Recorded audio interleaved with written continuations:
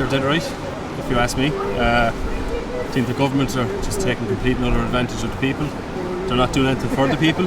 So absolutely no excuses why they shouldn't be doing what they're doing. Huge loss in business this week because obviously people can't get to us. I have a deli on the Ballysimon Road, so people are not coming into us. Hugely affected by trying to get some provisions in, some groceries. It is having such an impact on everything. It's disappointing, the whole thing, and I feel that we're not getting heard as a citizen group, you know. I think the government needs to listen to us. Like we're not a country to give out too much, but this is something we need to do, and we're supporting them. I actually fully support it. If it means that I have to go a week or two having a struggle getting around the country, I don't mind that, or even having to put up with the fuel prices and the fuel shortages, I'm fully supportive of that. I'm a courier, so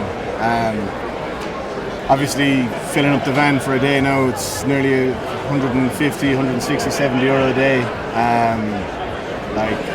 And obviously I'm still working, but I fully support what they're doing.